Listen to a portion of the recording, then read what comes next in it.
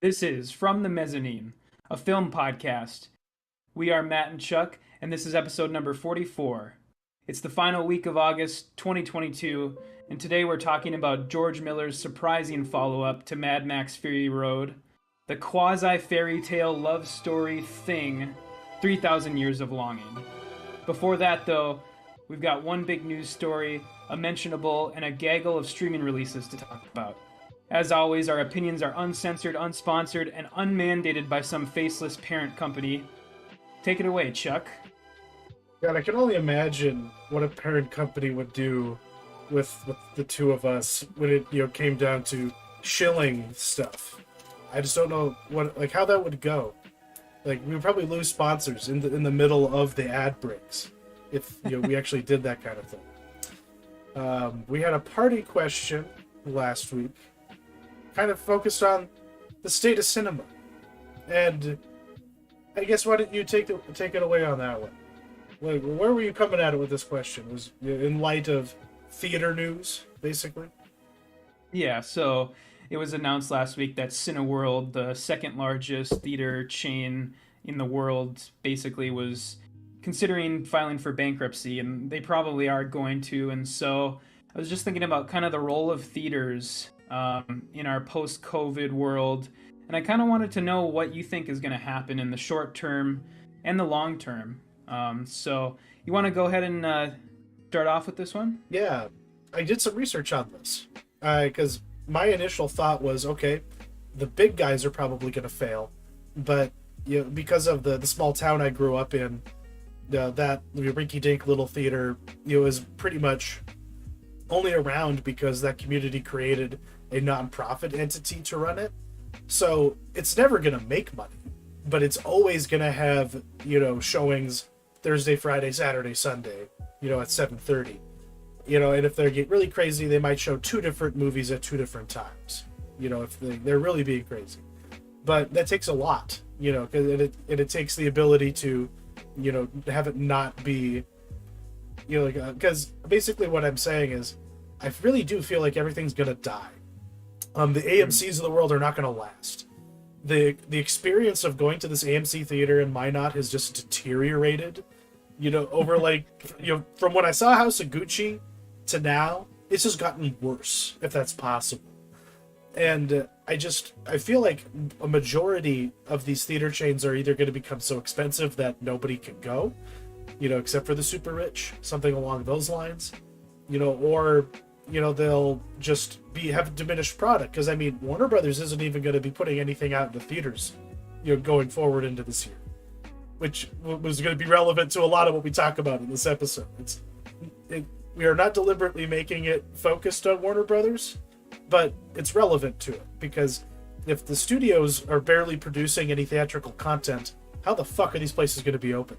Especially when even these smaller theaters, like the things I thought would keep it alive in some way, it gets harder and harder for them to get access to shit, because companies like Disney block you from being able to rent prints or like digital intermediates of like Fox films, because they own Fox now, and they just don't give a shit about maintaining that content library any more than they do their own.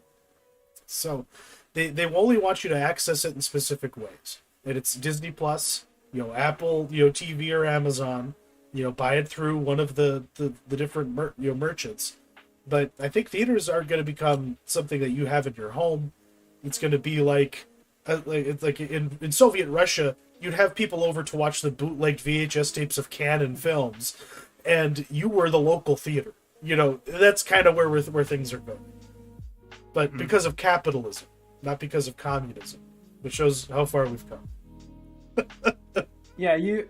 It's funny that you mentioned the theater, that was around you growing up. Was that the one in Mott, the one that became like a charity or whatever? The Playhouse Theater. Yeah. They did the exact same thing with the Fargo Theater in Fargo. They registered as a historic landmark, so it has that status too. But I guess as far as my answer for this, short term, I think that theaters are going to become super dependent, and they're going to basically live for blockbusters from now on. Yeah, it's tentpoles or nothing. Like, Yeah. it's just the poles. There is no tent anymore. There's no fabric of cinema. It is just the... Yeah, I think you're exactly right on that. So, like, going forward, they're going to make, like, 80% of their yearly profits between the months of, like, May to August and then November and December. And then otherwise, you know, they'll be open the rest of the year, but it's all going to be, like, leftover stuff from those months. So they're going to be showing, you know, like now, they're still showing Top Gun Maverick in theaters because there still is, like, 10 to 20 people per show. Whereas if they show something like, you know, I'll just say as an example, like Titan, you get like 3 people per show. So it's like, why would I even bother showing Titan when I can show Top Gun Maverick and, you know, guarantee quadruple the tickets? And so that's kind of the short term, I guess. And then like the long term, I think that theaters are going to become more of like an event type thing, where more of a novelty, where as they kind of shrink and there's less and less of them, it's going to become like something that you would do as, you know, a couple times a year, like say like axe throwing, going to like an axe throwing place, or going to like a go-kart place, or or an arcade or something like that, you know, just like something that you don't do as much. And it's like, we're in Florida, we're at Disney World, we might as well go to a movie. Yeah, exactly. And so I think that's kind of what's going to happen. They're going to become rarer, and they're not going to keep up with the population growth either. In so that, you know, small towns will have one and only one theater, and then like medium-sized towns or cities will have, you know, 1 to 2, and then like bigger cities like where I'm at, the Minneapolis area, there's like I think 5.6 million people. Jesus. And the number of theaters we have is so, it's like if I had to guess, maybe 10 theaters split among that many people. Yeah, fuck that. And so it's like, it's nuts. And still, when I go to a lot of movies, there's still only like 3 or 4 other dudes in the theater with me. So it's like, it's obviously not in demand unless it's a blockbuster. But it's been a long time since I've seen a properly full theater. You know, probably maybe like Spider-Man. Yeah, when we went to Spider-Man, that was a sellout for the theater I went to. But it's a very bleak time when you consider it, because I don't know. Part of me is just wondering, well, why doesn't like Netflix just start saying, hey, you prove you're a Netflix subscriber, and for $5 we'll like give you like free popcorn and soda to go see one of our movies in theaters, so they can start like tracking like box office grosses for like straight to Netflix movies that they, you know, put on the platform like 5 years ago, like, or like put Stranger Things, have the Stranger Things cinematic experience, put it in a theater, you know, like but have it be like a running engagement. So it's like every Saturday is Stranger Things day, and it just plays the entire show from dusk till dawn. Like novelty shit. Yeah, it's like it's a convention, basically. But you have a point there. They need to do something to make the experience more novel. You know, like give away posters, give away like buttons or pins, and have like I personally think this is stupid, but people would probably eat it up. You know, have like a dumb like Instagram area where people take pictures with like a cardboard cutout of Finn Wolfhard. Yeah, you know, or like even that. Worse, like, you know, instead of having, you know, like pre-rolled like messages from people involved in the movies, force like Kevin Smith and like Quentin Tarantino and people like that to have to like sit in front of a webcam and then like interact with your specific theater, because you have paid for that interaction, and you have like a 30-minute Zoom call at the beginning and the end of like watching before and like and after watching the movie. Like they could come up with all kinds of ways to monetize this shit, and some poor filmmaker is gonna have it worked into their agreement when they direct a movie for like Disney, and they're gonna have to be forced to be trotted out there for free for the rest of their lives. They're just indentured to Disney for the rest of the time. But that's enough apocalypse doom scrolling. The real apocalypse is happening right now in the realm of Warner Brothers Discovery. There's a lot that we can cover on this particular story, but things are starting to settle out by the looks of it as far as the DC stable is concerned. What have we learned, this week about? Do they have a Kevin Feige yet, and who is it going to be? I think so. There was a little bit of weird reporting this week.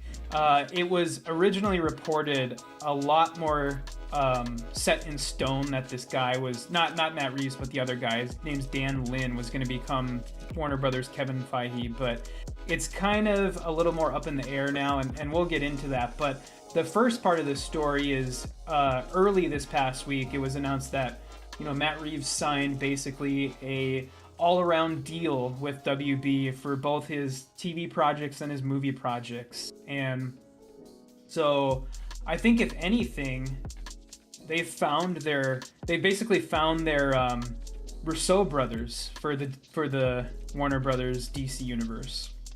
So are we going to be seeing two twin paths for them? Are they basically doing Vertigo on one side with Joker in Matt Reeves' Batman universe, and then the mainline DC cinematic universe alongside it? Is that kind of what their approach is as far as bringing in these two different guys with competing biggest missions?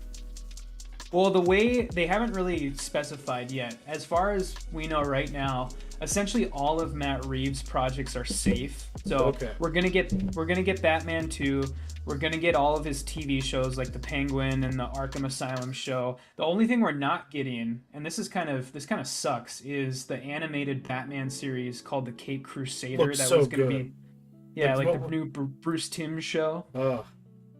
Are we still getting that stupid Black Superman movie? I don't think so. I don't think he was involved with that. Are you talking about the Michael B. Jordan one? Is that who was going to star in it? I think it was Ta-Nehisi Coates was going to write it or something like that. I think so. Yeah, still... So they're still greenlighting that shit? No, I think that's done. That's done? Okay. I think that's I was going to be they kill Batwoman, but they keep that around? You know what I mean? Oh, God damn. And the thing is, they revealed that they want Matt Reeves to be a studio player, essentially. They want him to be they want to do with him what they've done with Clint Eastwood and Todd Phillips, where he's exclusive to WB, essentially. See, it's really funny to me, because that was one of the beefs that Zaslav had with the old Warner Brothers regime. He's like, why do you fucking give this old man so much fucking money? Because basically, from his logic, they should have cut Eastwood 30 years ago. Yeah. Like after Mystic River and $1 Million Baby, they should have called it quits. Mm-hmm. Yeah, I have no doubt that, what you're saying is true. They probably are going to can Eastwood, but I think Matt Reeves will be more successful in that aspect, in that he can keep churning stuff out. Because, the Planet of the Apes movies, they were so successful for WB, and then obviously the Batman was successful. So he's put out nothing but successes. Cloverfield, way back in 2008, Cloverfield, that was huge for them too. So, he's got his bona fides, put on display. Mm-hmm. He's the man. But what the fuck do we know about this guy? Yeah. Dan Lin. This was broken by the Hollywood Reporter, and they did a really shitty job at reporting this because they made it seem like it was way more set in stone than it actually is. Oh. Because he's they were like, we're just first on the story. Let's go. Pretty much. And what we've learned since this article came out is he's kind of tied up with Disney stuff right now, producing Disney stuff. I know that he's on that live action Lilo and Stitch movie. Oh, okay. And so he needs to get out of his Disney contracts. But then once that happens, or if he drops out of all that stuff, I think he's in pretty serious talks with WB right now, and he's pretty proven because his track record includes the It series, Lego Movie, the Robert Downey Jr. Sherlock Holmes movies, Godzilla vs. Kong. So he's proven. Definitely. it definitely, I don't know. At the same time, what the fuck was even Feige's credentials before he, created the fiefdom that he has? But at the same, yeah, answer my question before I move on to my next thought. He was attached to Favreau before Disney, so he was actually on all of the early Marvel movies before they were even associated with Disney, purely because of his attachment to Jon Favreau. So, damn. Well, when you've got like a, what's the term? When you have like a Sherpa, it's like, or like whoever whoever like you're the guy carrying you carrying your water. It's good to have those people. Yeah, they definitely need a left brain person in this role because, the more I think about it, I think that Matt Reeves probably would have been a bad choice to be like the Kevin Feige type figure, but he is a way better choice to be the sort of the creative vision behind this, the Rousseau brother behind yeah. Like, I was scrolling Facebook, and this like those websites that are just so blatantly clickbait that you just want to die when you see them. It just has this headline like, confirmed Warner Brothers Discovery moving forward with Zack Snyder's Man of Steel 2. And like, I almost clicked on it before I was like, hold the fuck on. This is not possible. There's no way that they would co-sign this. This is over. They've burned that bridge. They released, like, you know what I mean? And yeah, were you on CBR by chance? No, it was just my Facebook feed. It was even worse. Okay. The website itself was like thehardcore.net. And okay. I don't know, it seemed like a phishing scam more than anything. But that's the crazy place we're in, because for a second, a part of me was like, holy fuck, it makes sense, but it doesn't. You know what I mean? Makes no sense. What didn't make sense to me when I first heard that it was happening was that there was going to be a sequel to Orphan, a film that I saw at a house party in West Fargo's like wasteland of apartment complexes, and I was drinking beer with a bunch of my fellow Target coworkers, and we were watching this, and we all just about died, just because of the twist, and it was such a ridiculous movie, and it was like, and that girl, like that lead actress, how old was she in that first movie? I think 9. Holy shit! So now she's like a full-blown adult now. She's like 30 with a mortgage. And she is still playing the same character. Is it believable? It's, they do a pretty good job. It's kind of funny more than anything. They're using all the tricks in the book to make her seem like she's still that age. Like, they're using like child body doubles and CGI and like forced perspective, and they do a pretty good job at it. I mean, it is kind of jarring though when they, you see like a like person that's like 3 feet tall, and then they cut to another angle, and it's like it's a super close up of her face, and it's just like this doesn't really work that well, but they do an admirable job. And I think she's 22 now. Is that what she is. And it's really weird sometimes, but then she's actually really good though. I mean, she's a great actress. I watched last year The Novice. This is the same girl from The Novice, and she was really, really good in that. Isabel Furman is her name, and this movie. So if people aren't familiar, in the first Orphan movie, she gets adopted by a couple. And they find out, the twist is that she is like a 30-year-old woman who has this like condition that makes her appear as if she's a child. She's basically a con artist. Yeah. And then in this one, she poses as the like missing abducted child of this wealthy Connecticut family. And 3 years ago, their child was abducted, and now she kind of reappears and she poses as that child. And this movie's fine for the first half. It's like, okay, this is whatever. But This movie has an amazing twist, like incredible, like top of all time twist, and it changes from like a thriller to a black comedy when that twist happens, and it's awesome because basically what happens, and I would anybody who's interested in this movie, I would say tune out right now and just go watch it.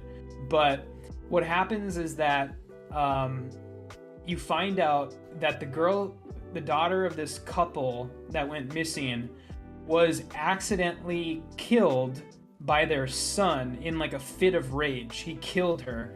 And then the mom helped him cover it up, and they basically faked that she went missing. And so the mom and the son are in on it the entire time. Like they know that she's not their daughter. The dad doesn't know though, because he wasn't in on the cover up. He's oblivious. Yeah, he's oblivious. And essentially what happens is the mom, played by Julia Stiles, makes a deal with her that I'll keep your secret if you keep mine, because essentially my husband has been brought out of this deep, dark depression he was in after our daughter disappeared. Because I covered up yeah. my daughter. So I just have to say, this is one of the like leading theories about the JonBenet Ramsey case. So this is a brilliant premise. Okay. You know, and it also calls to mind a documentary called The Chameleon. I don't know if you've ever heard of that. So literally this same idea where this con artist from like Spain pretends to be a missing boy from America, and for like a second the missing boy's American family like accept him into their home and their lives and just act like everything is cool, even though it's obviously not him, because this whole time this boy has been missing. His family have been the prime suspects in his like disappearance and murder, and it just hasn't been proved for like 10 years. And then this guy shows up and is pretending to be him. So like that was a real thing that happened. But yeah, like a brilliant twist that just makes it so much more than what the initial sales pitch would tell you.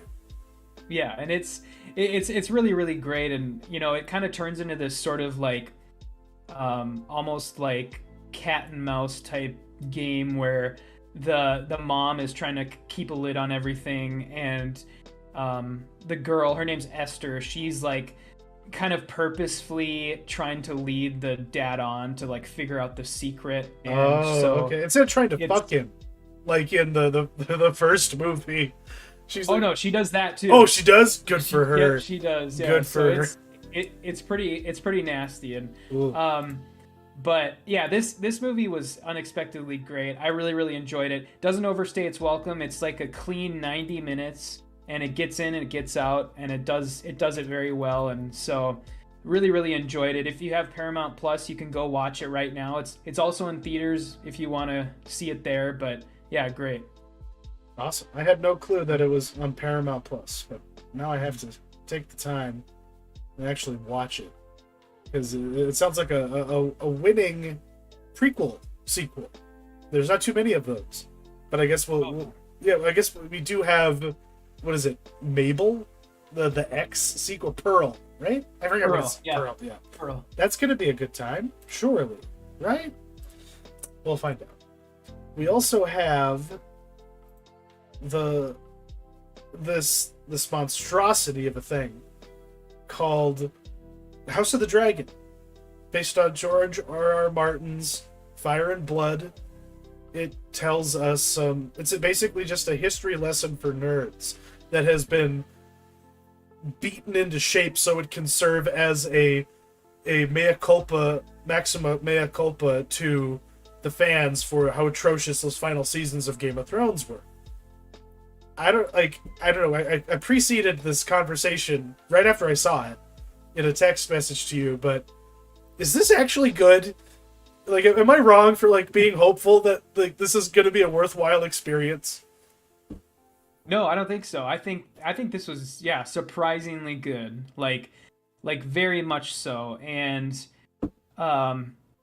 I got a few nitpicks. I was actually rolling my eyes initially, like immediately, because of the initial title card that like says all of this stuff, and then it says like 172 years before, like all the text falls away except for before Daenerys Yeah, Targaryen, and it's just like pounding. It's like insulting the audience's intelligence, and they just want you to know, like, okay, be prepared. Daenerys is not going to show up in this as much as you want her your to. She's queen is never. in the other castle. Yeah. Like, she's not here. Instead, you get the fucking daddy. In Matt Smith, you get Dragon Daddy, evil barbarian king, which is one of the coolest television characters to come around in a long time. It's everything that the original Game of Thrones initially didn't have, which was actually embracing the high fantasy aspect of it. This still feels like a high fantasy universe. And it blows my mind that in 170 years, all of the majesty that is in this world is just gone from the original Game of Thrones show. That blows my mind. But that's how the guy wrote it, I guess. Yeah, and but yeah, so after that, once the show actually started, I was in. Like I really enjoyed it. This feels like early Game of Thrones to me. Smaller scale, more of a focus on politics. I think I counted 4 small council scenes, and I'm like, yes, give me the boring bureaucracy. Give it all to me now. 'Cause I don't want all this shitty CGI like action scenes. Just give me all the bureaucracy. And so Yeah, I'm in. I'm totally in. get the ticks of human communication, all of the little slights that will become relevant 5 episodes later.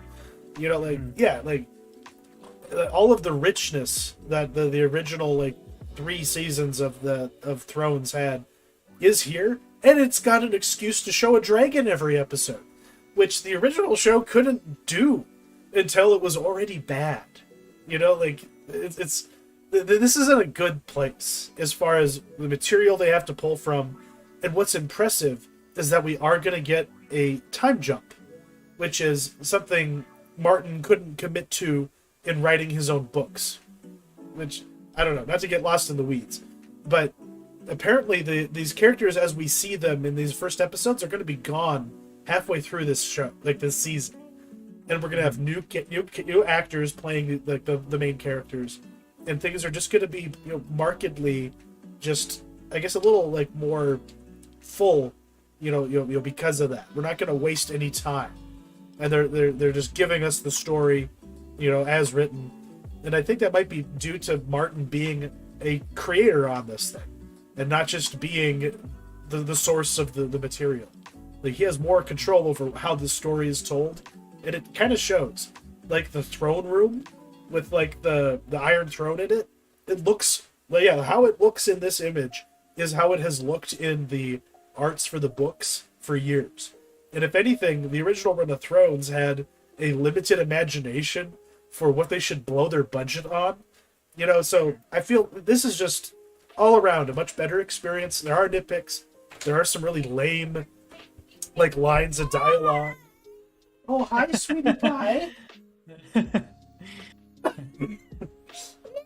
Yeah, I was another thing I'll bring up, or I was gonna bring up, was the I thought that scene with he called it the Song of Ice and Fire. Yeah. That was It's give me a break now. It's but I guess they have to. We can all go applaud and leave the theater now, because they said the thing. But yeah, like I had read in some theory crafting fan pages, yeah, that's the whole point behind the show, is we have to find out why all the bullshit in Thrones happened, and it's because these fuckers just couldn't keep the secret going, because something bad is going to happen to everybody that we see in this show, which is reassuring, because there's no point having a favorite, because if you like them, something bad is probably going to happen. Yeah. Anything else you wanted to highlight specifically? I guess just I do like the small details of the show, like the the little ball things that they put in front of them at the small council sessions to like kind of represent that they're like present. Mhm. And you had mentioned it already, like the Iron Throne. I like how the Iron Throne extends to like the steps that lead up to it, where there's like swords, like melted swords all over like the Mhm. stairs leading up to it and stuff. And that's kind of cool. I guess I was gonna ask you, what do you think about the look of the show? Because it looks like purposefully different than Game of Thrones looked in the way that it was filmed, in like the color correction of the show. Like it doesn't look like Game of Thrones, and I think that was probably deliberate. But what do you think of that?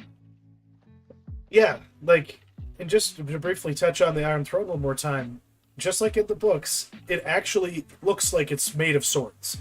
So yet, when Paddy Considine's Viserys sits in it, he is just cutting himself constantly. Because, like, as in the world, like, as written, it basically, the throne will reject unworthy people trying to sit in it. It'll slowly just kill you, just because you're insulting it by putting your ass upon it, basically. And you see that sort of reverence and intention in a lot of this. Like, yeah, the costumes don't look like shit. The armor, like the it looks very much like the art from the books, where like at the tourney, like all the different helmets, like that guy who just has like a rook, like a tower, like a tower head. I don't know. It almost seems cornier, but it's a lot more in keeping with how it's described in the source materials. And technically, yeah, the shot choices are a lot more interesting, and things don't get as repetitious as far as like the pacing. It like you're saying, it doesn't feel like Thrones when you watch it in that regard. It doesn't feel like Benioff and Weiss are, the ones kind of dictating the pace and the flow and how things come out, out of the tunnel. But don't they have some of the original series directors along for this? Like Sapochnik, or however you say his name? Yeah, he directed the pilot, so yeah, he's the guy who's known for all of like the big episodes of Game of Thrones. So I'm surprised at how like restrained he was with this. Yeah, but because it was just a lot of, like you say, people talking, and and the dragons only show up when it's basically necessary to the plot, which is no doubt economical. But yeah, I'm looking forward to it. And from the reported stats say that this is HBO's biggest series premiere of all time. So it'll get 6 seasons. Like, no doubt this is gonna get. I'm sure like Amazon is looking at this right now and just like salivating over this being their situation for the Lord of the Rings show next week. Well, and I guess we'll be getting to that. We'll have more to say about that. But as far as this was in the intro, but this is basically how I feel, and I think like how a lot of people felt. We wanted Thrones to be fucking good. We were so fucking mad when it sucked, to such an extent that most memes before House of the Dragon came out were just about how irrelevant Game of Thrones became and how quickly it did so. But yeah, now we're all just like, fuck yeah, Matt's, we're here, man. Give it to us, dragons.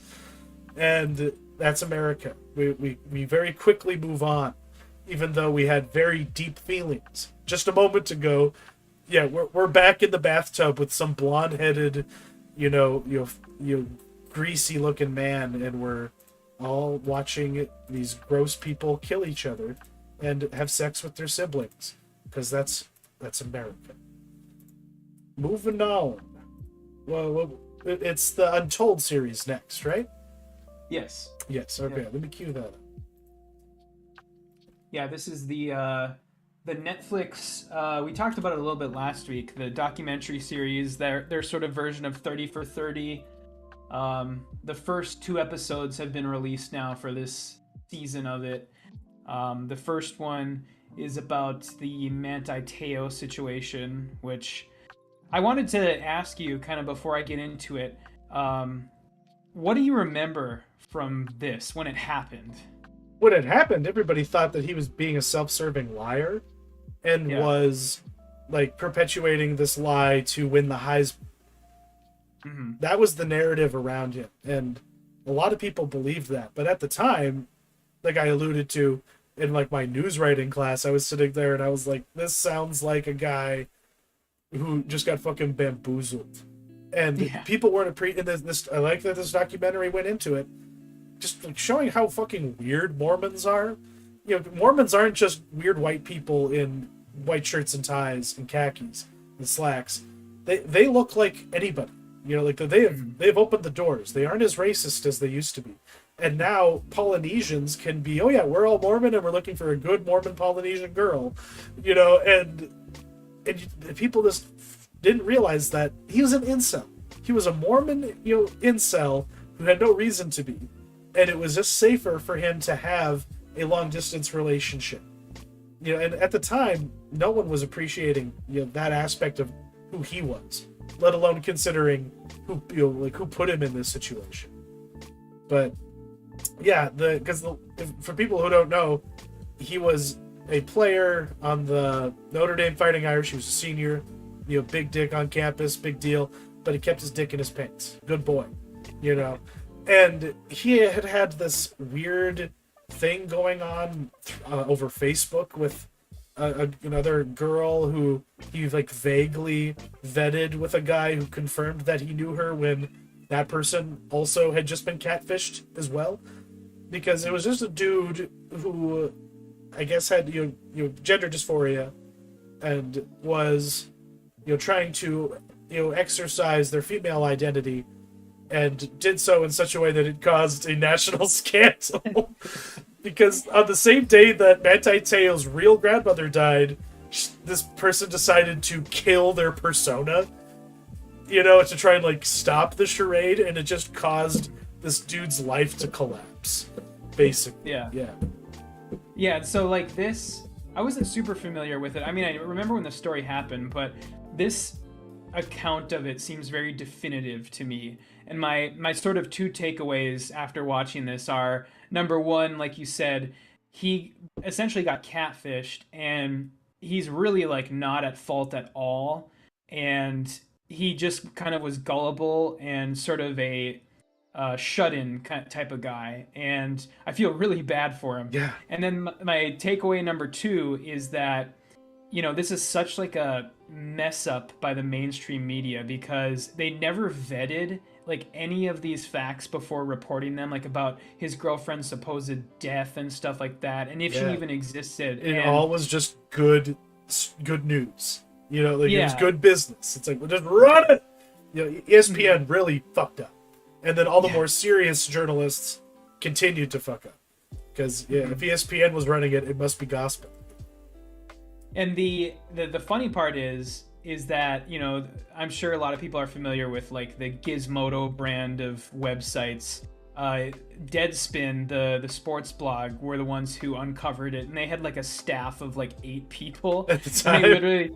It took them like a day to like figure out that all this stuff wasn't true, and they were tech savvy, and they could actually understand like all of the connective tissue and all of the bullshit, whereas boomer journalists are just flying by the seat of their pants and are can barely operate the Twitter account that they have to use as mandated by their bosses. And but the fuck ups continue though. I feel like the filmmakers behind this kind of fucked up.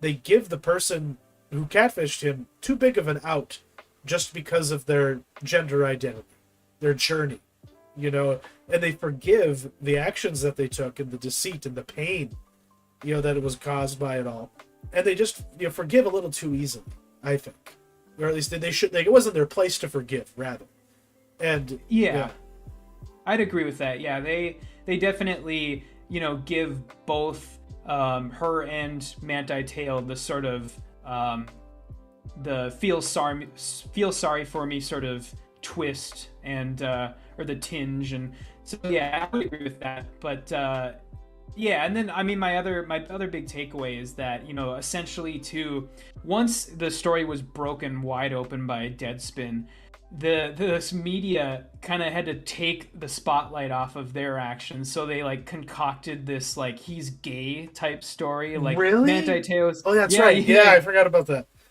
Yeah. Yeah. So he knew he was talking to a guy. Mm-hmm. completely out of thin air, and so they kind of tried to take the spotlight off of them once all this stuff was blown wide open. So that's kind of the other part of it. And yeah, I just feel like I got a very, very comprehensive look at this story after watching this, and it's kind of the definitive version of these events, I think, for the most part. What was the second one that they released? What was that one about? Yeah, so that one is called The Rise and Fall of And1. And this one's a lot more fun. This one is about the 90s, early 2000s sportswear brand And1. If people are too young to remember, they were basically known for like these shirts that had like these random like figures playing basketball with no faces. Yeah, I don't know if you remember that at all. I do. I used to watch the highlight tapes for these guys. You know, yeah, like, the mixtapes. The mixtapes, like they were so much fun. Mm-hmm. The professor. The professor. Yeah, he's in this a lot, and they tell his kind of story, and then they talk about like they were just kind of an upstart company in like the street basketball scene in New York, and they blew up so big and so fast. They eventually had this clothing line that was huge, and they took their all of the basketball players that they featured in their mixtapes on tour across the world, and they put on basically like sort of Harlem Globetrotter type shows. Mm-hmm. And yeah, it's really fun. I mean, there's a lot of great music in this. There's a lot of like awesome, scenes of like street basketball of them just like, pulling off these amazing shots and like these amazing like, jukes of people and like breaking people's knees and just awesome like street basketball. And but of course, eventually, like all of these, 30 for 30 type shows, it does turn bleak and it does turn dark towards the end, because it is at the end of all things, it's a story about a group of friends who got together to start this brand, and then eventually money sort of got in the way of everything, and they just kind of ran it into the ground essentially by the late 2000s. So. You hate to see it, because that Sports Illustrated cover that they flashed, I remember reading that. I had that issue. It probably got thrown out a long time ago, but I read the article inside. And one was like they were the shit. They made a white boy dream that he too could dribble a basketball someday. And they were so huge too, because they talk about it in the documentary that there was a point at which they made Nike like quake in their boots. Like they were like Nike was scrambling to stop these guys from getting so big. And the thing that kind of because Nike basically tried to co-opt their image, the street basketball image. And I don't know, do you remember the Nike commercial with all of the guys like dribbling the basketball and then like passing it off screen to the next guy? And I think so, yeah. They parodied it in, I don't know if you remember this at all, but they parodied the commercial in Scary Movie 2. Oh, really? Okay, yeah. Well, but it permeated. It was in the zeitgeist. And yeah. And they're still, are they owned by somebody today? I guess I don't where or are they still their own company? They are owned, but it's in name only. Like it's some like some big like media conglomerate basically like bought them out, and they have the name, they have the rights to the name, but they don't produce anything. And if they do, it's just made in sweatshops and sent to TJ Maxx. Pretty much. Yeah. Pretty much. See, speaking of like thrifting, frugally shopping, though, I came across something that I thought was kind of novel, so I picked it up. But it was a copy of Julia Phillips, the celebrated producer of such movies like The Sting and Close Encounters of the Third Kind and Taxi Driver, the first woman to win an Oscar for Best Picture as a producer. Her memoirs, You'll Never Eat Lunch in This Town Again. And just like the prologue, is like a banger, and it just tells you from the moment she woke up on the day of the Oscars until like she finally went to bed like 6 days later, because she just was on so much cocaine. Yeah, and And and I don't know, it was just like a stream of consciousness, like memories of like where she was, how she was feeling, what she was wearing, like how she was, like how much drugs she did, who she was doing drugs with, all the insider bullshit. Like, this is the guy that told us that The Sting wasn't a good movie and he wouldn't do business with us, and I hope we fucking beat him to go for Best Picture, like all of that shit.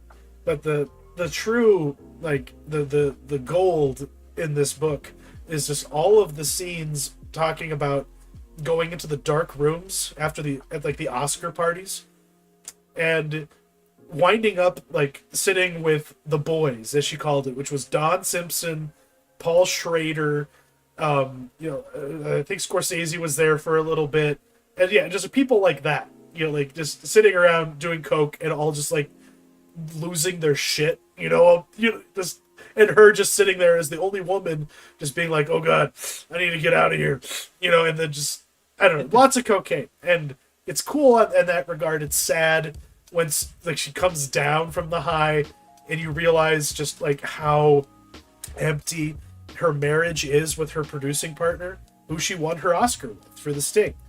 Like they beat so many people that year, and it was a big deal that movie won, because it beat The Exorcist. I forget what else it beat, but the way she described William Friedkin's expression was golden, though. When he lost Best Director and Best Picture, like, he just wanted to fucking murder somebody, basically. So I'm like halfway through it.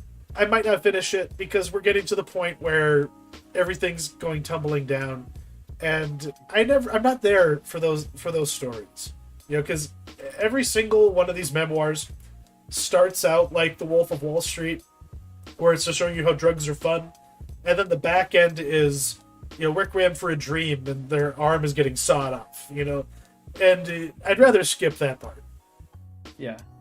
What is she still alive? Oh no, she's been dead for like 15 years. Okay. What was her?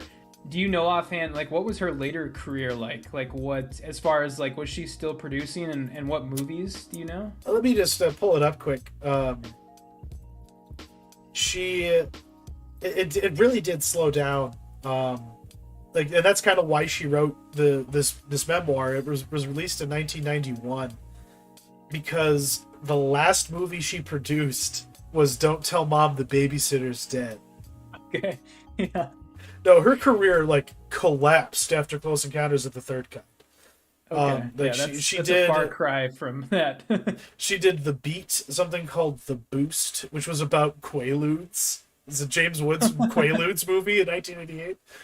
And so like her life really did slow down after a while. But when you look at the movies she was involved in, she was integral to a lot of new Hollywood stuff, and just an underappreciated figure. Most people just focus on this memoir of hers, but I feel like going back and like watching The Sting in particular, because that movie is just kind of a good hangout movie, and it's got that like Marvin Hamlish like piano score to it. Have you ever seen that movie? Oh yeah. Okay. So, a lot of people haven't. I'm engaged to somebody who I often have to be like, oh my god, you haven't seen X? Like, what's going on here?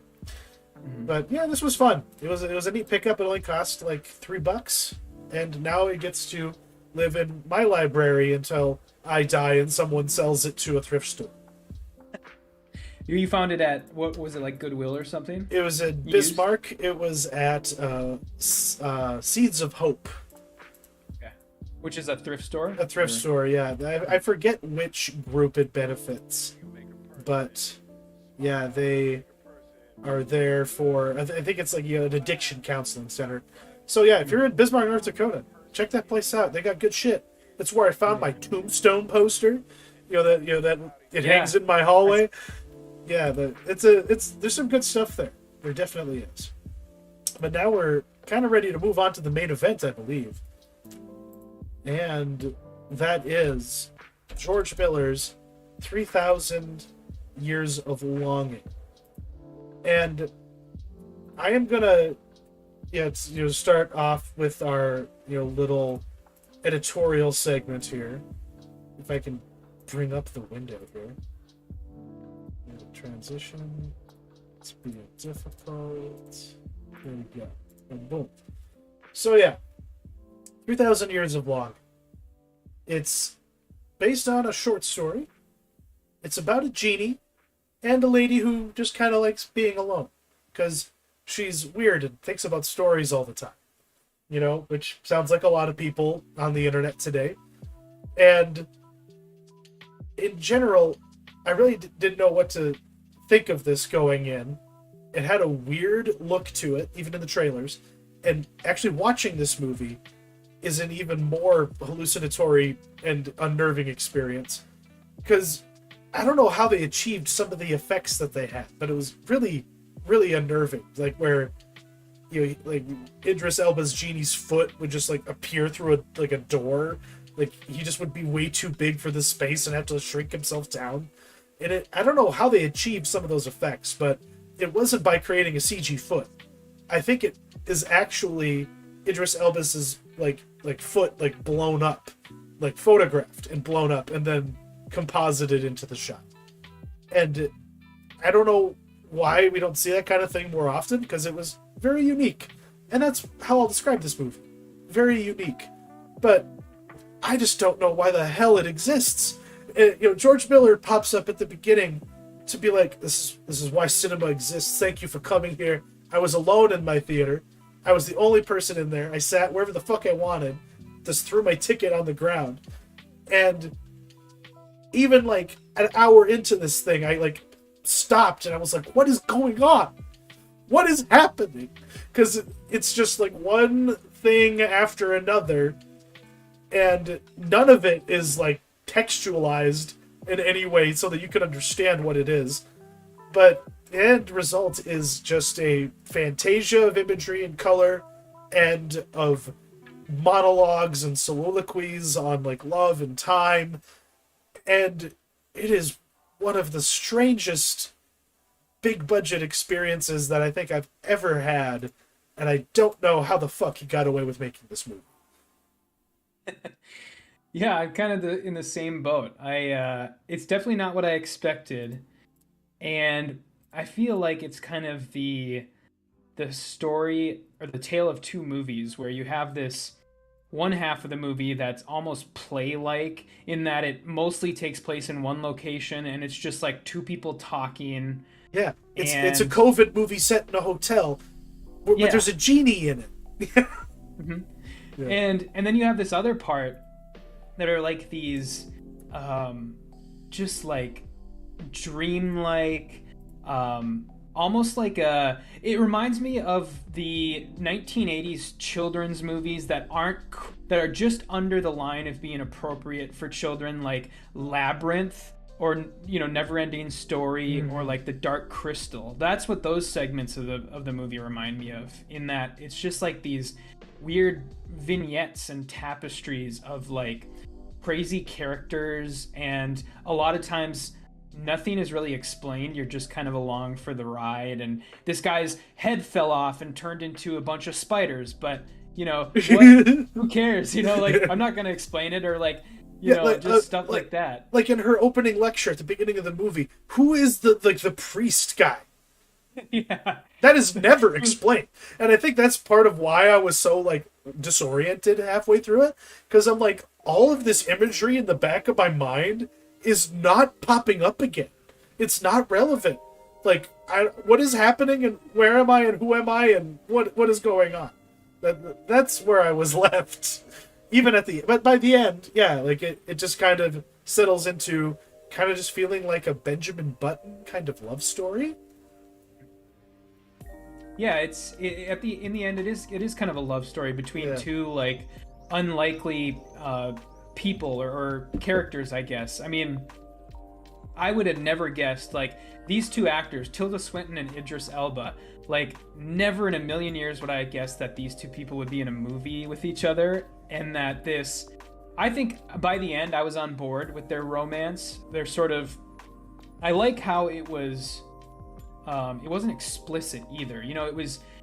Miller did a good job of, it was a relationship that kind of encompassed, it's alluded to the fact that they had sex in the hotel room, but it's not explicit about it. And, it's alluded to, she's kind of a loner sort of spinster type, but she's not like a perpetually like horn dog, like longing for companionship type. She's content where she is. Yeah. She's kind of, exactly. It's like she is totally fine with like the sacrifices she makes socially, because it enables her to have a fruitful existence in all these other areas.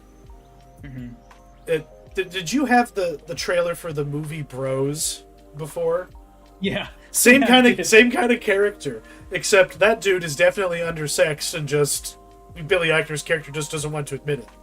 But in this, it's like, sex is just something that occurs to her as being cool because she's got this hunk of genie meat in front of her, and he could probably lay some pipe, because I mean he was good enough for Bathsheba, good enough for Tilda Swinton. Yeah, and so I was on board by the end. I guess to get more into the movie itself, I don't know, what did you make of the three sort of stories, the three sort of flashback, like vignetted parable type things? I didn't retain much from their lessons. The imagery washed over me, and like I was a mouth agape throughout it. And it just didn't leave as big of an impact as I thought it, as compared to the end of the movie. The one about like with Bathsheba, where Solomon shows up and just has like that like automated like orchestra thing that he like sits on and that plays with him. Like that sequence was really cool and really weird. But yeah, God, I'm struggling to remember. There was that pregnant lady. Yeah, I forget what they all were now. But I think that's my problem more than the movie's problem. Well, the second one, which was probably my favorite, was the one about the two brothers, and the two brothers who could become king. And there's the one that's kind of goes insane, and then that's like a shut-in like man baby that has a thing for BBWs. That's right. So I thought that was pretty fun. That one was probably the most fun, and how like. Why didn't that one stick in my mind? I don't know why. I was so caught up in other bullshit, I guess. Yeah, and like the genie, that's the one where the genie's trying to sort of, in his sort of ethereal form, he's trying to lead people to that stone, and then he like leads like the really fat lady to it, and she slips on the stone and breaks it. Yeah, I thought that was pretty funny. Yeah, because that was a well thought out part of the movie, though. It's like what is his full 3,000 year history? You kind of get it, and it's just in such a condensed fashion that like it's kind of like having like a whole lifetime downloaded into your brain in one go. Like in the Matrix or something like that. So I get, what was he trying to teach her? Like or by telling her all of those stories, or wasn't that really the point? The genie, you mean? Yeah, was he trying to convince her to just like let me be free, please? Like no one has. Everyone just keeps fucking me over. I think so. Yeah, I mean that was kind of the main thing, is he was just kind of trying to explain to her that he wasn't a typical genie from like the typical like mythology, like where he's trying to, where every wish is basically like an undersided way for the genie to fuck over the wisher, essentially. Yeah. And he was just kind of trying to endear her to him, I think. And in a lot of those ways, I was gonna mention this. I was thinking about this while I was watching it. You had mentioned that weird sort of man that was sitting in the audience of her lecture, and then like when she's in the airport, and like that weird man comes up and grabs her luggage, and like kind of says, I can't even remember what he says, but he says something to her, and then she kind of like shoves him off, and he like runs away, and I feel like for a lot of this movie, I would have gotten more out of it if I had a more scholarly grasp of like mythology and history and like the Bible basically. Yeah. You know, like where I feel like you have to have a wealth of knowledge far above what a normal person would have in order to get the most out of this. Like that opening lecture where they have those two big screens with the Marvel Pantheon and the DC Pantheon, behind him or behind her when she's giving the lecture. Yeah, like it was. That's where my thought was. Oh, so this is basically just super gods. This is that. Did you ever read that book? No. Oh, I might have to send that to you. It's Grant Morrison's memoir, but it's also his theory on storytelling and comic books and the power of mythology, as like chaos magic, basically. But that's kind of what this is tapping into. It's like if you treat these characters or these archetypes as though they're real people, they have even more power, not only over you but over the real world. And viewing him not as just a literary element, but as an actual being with feelings and experience, is partially how she better comes to understand the universe itself as she understands it, because very much what she talks about is just always focused on the act of storytelling and the theory of mythology and whatnot. And yeah, like it's, if you had the right academic training, you could probably write an entire fucking book about this movie, I'm sure. Oh yeah. Yeah, so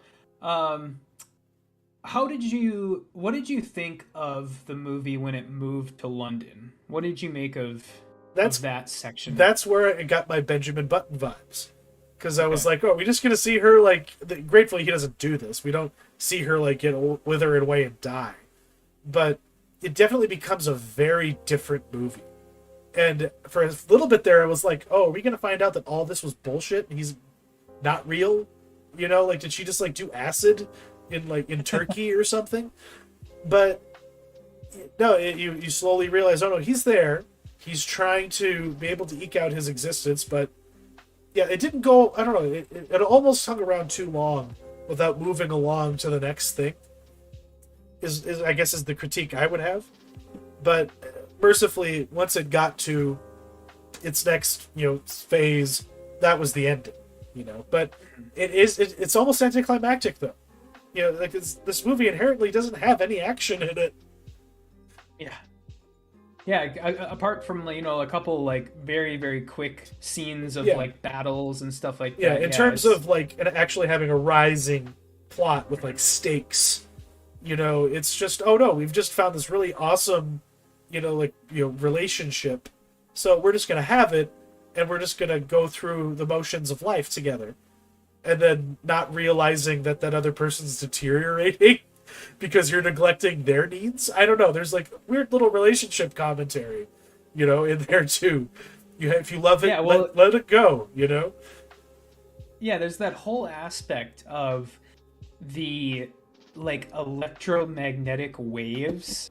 Yeah, and how they are basically, because there's in London where she lives, there's so much interference going everywhere from cell phones and TVs and electronics that it's essentially killing him, because that's what it is. Yeah, he's in some way made up of that, because they don't talk about it that much. And a lot of times they only hint at it. But there's that scene at the beginning where he pulls Albert Einstein out of the TV. Yeah. But what I loved about that is that when he did that, the people in the screen were like, hey, where the fuck did he go? And the Einstein in the real world is like, existential crisis, what is my life? And then when he puts him back in the TV, it just continues on like nothing happened. But for that moment, the genie made that person conscious, made a person out of that, the pixels on that TV screen. It's insane. Yeah, that was a Say weird hi, aspect to it. Say hi. But yeah, I mean, getting back to that sort of end sequence in London, I feel like he was kind of meandering a bit there. That is when the movie, to me, started feeling long, and there was kind of an overuse of fading in and fading out during that, where the movie did that like 4 times in that sequence, where it would fade out and then just fade into the next scene with no real connective tissue. It just kind of seemed like he had a collection of scenes that he wanted to end the movie with. And I did ultimately like the ending, where, you know, it's sort of that she's just walking along the sidewalk, and, you know, he shows up once every couple years, and then they just sort of walk off into the sunset, and he kicks that soccer ball, and it like bounces off the light post back at the guy. But yeah, it felt very disjointed in that that part of the movie, and, you know, just like almost like he didn't know how to end it. And there was that whole like thing that sort of very, very like quickly dropped commentary about like the racist old ladies. Yeah, like what the fuck was that? Like because shout out to one of those old ladies. She was one of the Vulvani in Fury Road. Yeah. And yeah, that part just made me just my jaw just dropped. I'm just like, you're preaching to me now, and it's not about new agey shit. It's about this. Oh, come on, like Brexit was like 5 years ago or whatever. Like we're still talking about this. I guess so. I guess in London they probably are still talking about it. Yeah, and that's that is the kind of shit you'd hear around that time. Mm-hmm. But yeah, it was just very, very quick, and it was dropped as quick as it was, you know, happened, basically. Because she brought them those really cool chickpea cashew, you know, like honey bites that melts in your mouth. You know, she brought those over and introduced them to her genie lover, and then they beat racism. You know? Yeah. Yeah. So, yeah, that was funny. But it is questionable. Anything else you wanted to bring up about the movie itself? I've got a couple of things that I wanted to talk about. Just to echo the comments about it being disjointed. It does seem like they needed at least another writer on this thing just to even it out, and because it's visually. Hank, hang on. Well, you know that his co-writer on this is his daughter. Did you know that? I did not know that. Suddenly things make more sense. This was an nepotism project. But he's been trying to make this for a long time, and I feel like if you've been trying to make this for this long, kind of like with Fury Road, you should have a better idea of what the through line is. And I'm not too sure what the through line was fucking supposed to be here. Like, my initial impressions made me think that this was going to be similar to The Fall. But this lacked the whimsy of even though The Fall did get self-serious, there was there was something at stake. You know, it was the innocence of the child and whether or not Lee Pace was going to die or not. And in this, it's just, I never had a sense of what I should be concerned about. And if there's anything that's going to hold it back in my estimations, it's that it ultimately, it's a really cool premise, but it's in service of nothing, you know, beyond whatever statement Miller wanted to make with it. And I appreciate his efforts and the time he put into it, but I had higher expectations, I guess.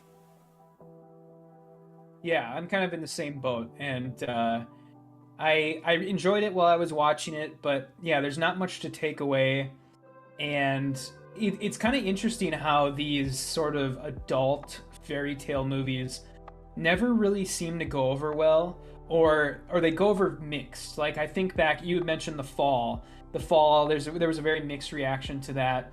I think about like Immortals. Do you remember the movie Immortals? I do. like that movie. Big Fish is another one. Just in terms of Big Fish. Just heightened reality. You're not really sure what's real or what's not, or Immortals was a lot of fucking fun though. Mm-hmm.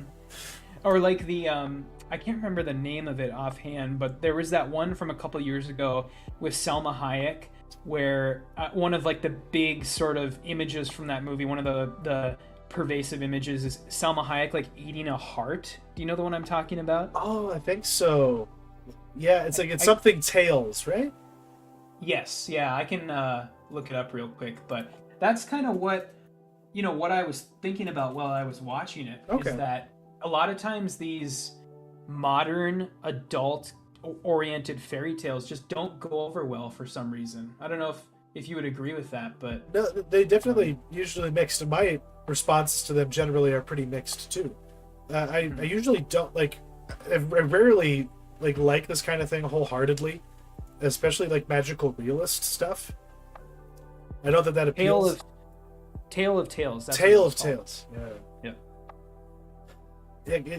I because that's even like the Green Knight is kind of in the same boat, but it's like with that movie, it fucking knocked it out of the park. Even with its ambiguities, it still like has you still have something to like be caught up in, and in this it just has its visuals. Like Tree of Life almost made more sense than this movie does at certain parts, but yeah, not to diminish it, but I just with a man of his power and his talents, and obviously with the carte blanche he has to make a movie like this, and to force like all of Hollywood to be like, yes, this is our next thing in theaters. Come, people, come watch this. God bless him. Like it's better than, I guess, like 20 rom-coms that no one's gonna care about in 10 years. But yeah, but I guess that kind of speaks to the problem with the deep in the heart of cinema that we are struggling to diagnose. In our conversations, it's all wrapped up. All the pieces matter. And if you're really looking for something kooky to watch and fall asleep to, this could maybe do it for you on streaming. That said, in theaters, it was pretty fucking spectacular. Oh yeah. Yeah. Mm-hmm. But don't see it in an AMC theater. The screens are too small.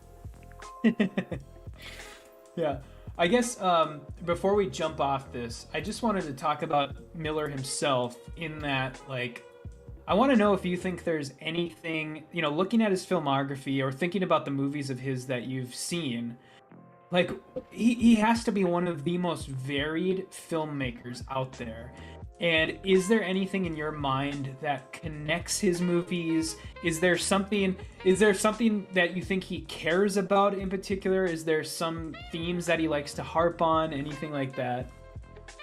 It's so hard to pin down because so many of these, like you say, some of these movies are so fucking weird. Like, you look at his 80s output, like his Australia era. That's one thing, like. And then there's like what's it called? The one about the family whose like son has a condition. Hang on, I gotta let him out. I'll be right back. Yeah, go ahead.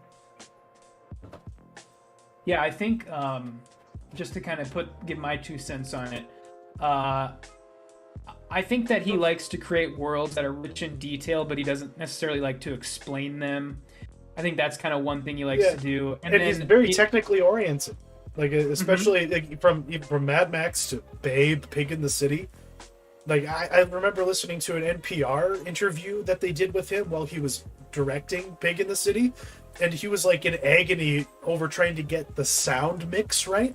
So, like, this guy is, like, deeply, deeply entrenched in every aspect of filmmaking. So he's one of those guys. Like, if he's making the surfing... He did Happy Feet, so it was the tap dancing penguins, not the surfing penguins. He did the tap dancing penguin movie, and you trust him to do that kind of thing. Like, at one time, he was going to be making a motion capture animated Justice League film, and it would. Yeah, have you ever read the script for that movie? No. It slaps. It is so good. And Armie Hammer was going to be fucking Batman. Like I don't know. We might have to do a special episode on unproduced screenplays so I can talk about that one. But that would be cool. But like, when you think about like this guy could have, but instead we got Superman Returns. They canned his movie for Superman Returns. That just shows you the tragedy of it all. But yeah, he's hyper focused on just having a rich tableau for him to like photograph, and then. Yeah, you're just along for the ride. And I guess that's the theme, with George Miller. You are on for the ride. Where you signed up for it, you bought the ticket, and it's your fucking fault if you can't keep up. Basically, if you can't hang on, it's on you, because he's not gonna make it easier. He's not gonna hold your hand, and like, why are those mice singing? Just deal with it. Like, why are those women getting milked? Use your brain. Now use your eyeballs and look at this. Like, it's a primal kind of filmmaking, and I appreciate it. Yeah, I guess to kind of put a cap on that last question I asked. The other thing too that I think, if you look at his kids' movies, I haven't actually researched this. I haven't looked at any interviews, so I don't know this for a fact. But I think there has to be something there about maybe a passion of his for like conservationism or like animal rights. Absolutely. Because of Babe. Yeah. And then also like I've never actually watched Happy Feet, but I've seen like the end of it a million times because that movie was out when I worked at the movie theater. So I've seen the ending of it so many times, and there is, at the end of it, there is something about sort of like, global warming, like protecting our planet type of thing. So I think he has definitely some sort of passion for stuff like that. Well, yeah, I think the natural world. That goes back to, I think, Mad Max. That initial, like, he is showing us a world destroyed and depleted, with that particular universe, and just how much human nature can degenerate in the process along with it. If we aren't good stewards of the planet, we won't be good stewards of our species, I think, is kind of the outlook that he has. And yeah, but this was a weird one for him. It kind of is out of left field for me, because everything else he touches is a lot more grounded, even when they're high concept. This was, like, I don't know, like, they had that grounded setting of the hotel room, and then he would just show us exactly what he was capable of as a filmmaker. So it's worth seeing just for that reason alone. He's at the height of his powers, but it was just missing a little bit of guidance, I think, in terms of delivering a wholly satisfying experience. Yeah, I would agree. Yeah, and I would say, see it in a theater, especially because there's no doubt in my mind that this is going to bomb against its $60 million budget. To its credit, it only cost $60 million. Yeah, it looked incredible. It looked like $200 million. But yeah, that's just what our boy can do. Now we have, I got to get this out of the way. Release it next week. It's some spicy entries here. But first, right off the bat, as soon as this thing stops, what is going on? Did it seriously not include any of this shit? Oh, that's annoying. I can't believe that. Oh, that's okay. We can just there talk it is. about him. I found it again. I think there it is. Yeah. So sorry about that. Honk for Jesus, save your soul. You saw this during your Sundance coverage, right? Correct. Yep. Yeah. I did. And I forget what you said about it. I guess refer to, I forget which playlist it's in, but we'll have an episode where Matt, discusses the Sundance Festival from 2022, and this is going to be available to view on Peacock. Yeah, Peacock, and then I think it's getting a limited release in theaters. This was really the only notable theatrical release this week, and yeah, I like this movie. It was fun for what it was. It's essentially a mockumentary about a Southern Baptist preacher that gets in a sex scandal, essentially, and it was time. Yeah, it was fun for what it was. It was pretty funny, and I would kind of tentatively recommend it. It's nothing amazing, but it was decent. The black answer to what's that HBO show with Danny McBride and John Goodman? The Righteous Gemstones. Righteous Gemstones. Yeah, same kind of milieu. And then we have the competition to Thrones for the mature high fantasy series set is The Rings of Power, coming to Amazon. Are we more worried about this? And isn't it strange that we're saying that? This is crazy. I mean, all of the stories around this show, all of the the hot takes about this show are just off the chain this week. Like, just people going nuts. And reportedly, there was a article this week saying that this is essentially like a make or break show for Amazon at this point. Yeah, they spent $1 billion on this to get the rights and make the show. It has to work. It's crazy. It's like somebody did the math on it, and it was something like 5.1 million Amazon Prime subscriptions. That's how much it would take to like make their money back on it. So damn, and that's new. Then that'd be new subs. New subs. Yeah. Yikes. So, yeah, and it's kind of, I don't know. I'm gonna watch it definitely. I'm excited for it, but I don't understand like how many people are so invested in the success of this show.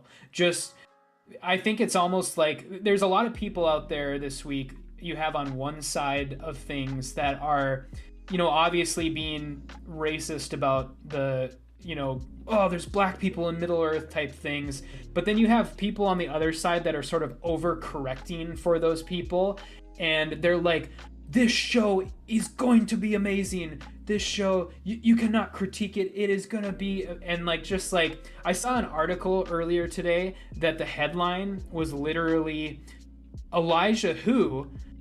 Let's talk about the amazing cast for the new Lord of the Rings show. And this was before anybody had ever seen it. So it's like, where are you getting all this information from? How do you know that this cast is amazing? Why... it's just so weird to me that so many people are invested in the success of this, and it's the same thing that you saw with pretty much any property. The as far as the journalist, the PR set, the people who just exist to write articles like that. Just the burn and churn of, I need content, I need a list, give me something to break down for the people. The 5 reasons why Lord of the Rings is going to be amazing. Yeah, what they inevitably do, especially when it comes to supporting the more postmodern, versions of these properties. Yeah, like you say, they overcorrect, and it's not just, I'm going to be fair in my assessment, and I'm not just going to prejudge it as being bad. This is better than sliced bread. It's better than the originals, and fuck you for not agreeing with me, even though we haven't seen a single fucking frame of this, besides the trailers. You haven't seen a full episode. You don't know what these people are like to be with week to week. There are some, back in the day, they used to put people in pilots and even full seasons of shows, and then just remove them unceremoniously without mention. So that, you know what I mean? The girl in the sitcom goes up the stairs, never comes back down. That's how things used to be, and it was because, that person sucks, and it's bad for our numbers, so we're just gonna just get rid of them. And you don't know if you're gonna, this cast might be terrible to spend your time with. That's how I felt about Wheel of Time, which could, I don't know, that should have been their Game of Thrones. You know what I mean? Why did they need to get Lord of the Rings too? They had Wheel of Time already. And that's what I mean. They're using their resources very fucking poorly because they're competing with themselves. Netflix committed with The Witcher. That was their show.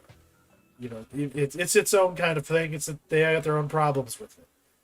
But as far as Rings of Power is concerned, and supporting it just because it's the current thing, that's pretty fucking stupid. And it just comes for every property eventually. And then now we have the culture war involved, and you have to like it or be thrown in with the bad people. Or if you do like it, people will judge you as too woke and a doofus or something like that. So yeah, it's a no-win situation. But we'll watch it. I have to watch it. It's new Rings content. I can't help myself. And then we have The Patient, which that is going to be on FX, and that's Steve Carell, and who's the other actor? It's Domhnall Gleeson. Okay. Yeah. Weird. That's it's from the people who did The Americans, and There's some pretty good buzz out there right now for this one. It's about a psychotherapist who is held prisoner by a serial killer with the unusual request to curb his homicidal urges. Yikes! So, So is this a series or a movie? It's a miniseries. Miniseries. Everything's a miniseries these days. That's a winning premise, though. I'm here for it. They just better not pull a twisteroo and have the psychiatrist be the serial killer. Yeah. And then I Came By on Netflix. What exactly is this? Yeah, so this is a horror thriller starring George McKay and Hugh Bonneville. And this one kind of caught my eye because it's directed by Babik Anvari, who in 2019 he did the movie Wounds. Did you ever see that? The movie with Armie Hammer? Oh, that was on Hulu, wasn't it? Yeah. Yeah. Okay. Yeah. I think I did watch that. Okay. Yeah, that's I thought that movie was surprisingly good, and that one was adapted from a novel by the author Nathan Ballingrud, who's kind of like a Clive Barker light, sort of. And I thought that the director, this Babik Anvari, did a pretty good job with that, and so that's kind of what caught my eye about this. But... Okay. Who's Bob McKay? Where do I know him from? Oh yeah, George McKay. He's the guy from 1917. Ah, okay, right on. So that's next week, and what are we reviewing next week? Well, we're gonna do part one of our retrospective. Yeah, which is going to be on Craig T. Zahler. I think it's S. Craig Zahler. S. Craig Zahler. Yeah. The director of Bone Tomahawk, Brawl in Cell Block 99, and Dragged Across Concrete. So yeah, we'll be starting with Bone Tomahawk. I haven't seen that movie in a hot minute. Yeah, I haven't seen it since it originally came out. So yeah, really looking forward to this. He is I don't know, he's like one of those, I mean, kind of like Jonathan Glazer. He's one of those filmmakers that is really good, but he doesn't really get his roses. You know, nobody really talks about him in like mainstream conversations, and nobody, I mean, even in like conversations among cinephiles, he really isn't talked about all that much. And I think it just might be because his work is so hard to sell to the masses. You know, it's not, especially Dragged Across Concrete and Cell Block 99 in particular. They're just kind of exercises in, you know, masculinity and brutality. But yeah, I guess we'll get into that. And then we have a parting question, which circles back to a lot of our discussion happening on this show, you know, around Warner Brothers and I guess just the industry at large, because there's at least the question should be asked: is there ethical or moral hazard involved in Warner Brothers Discovery's slash and burn tactics towards their library?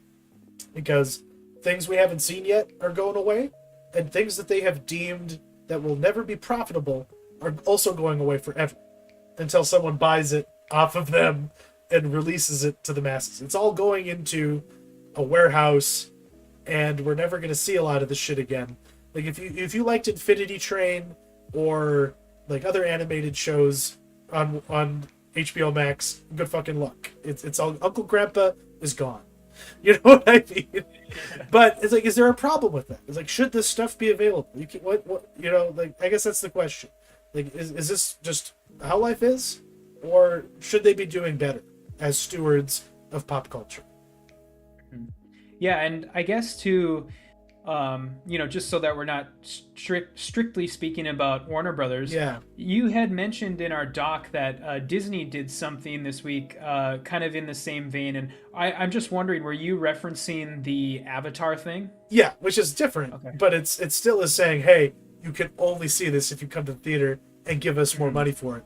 We're done giving it to you as a part of your subscription that you give us money for every month. Now you have to pay for it. So there might become a time where it's like, oh, you want to see a fucking Marvel movie in theaters, then you gotta pay. You're not to see a Marvel movie in general, then it has to be in theaters. Pixar have to go to the theater.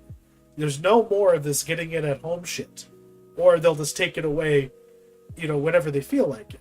So it's gatekeeping in a way.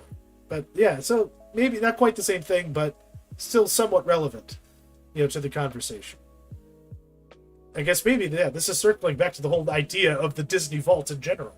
I guess, because as a Disney, I wasn't really a Disney fan. I didn't collect their shit, so really didn't bug me that I couldn't buy Dumbo in Walmart anymore. You know what I mean?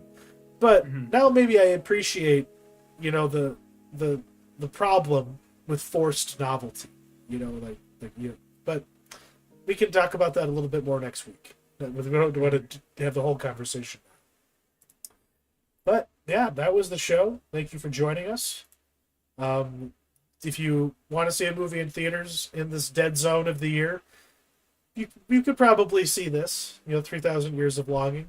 You might not appreciate it even to the degree that we did, but that's why you might be better off waiting until it's on HBO Max or whatever Discovery calls the app, and you'll fall asleep by the time the love story starts. And I guess that'll do it. Thank you, Matt, and thank you for watching, everybody. Yeah. See ya.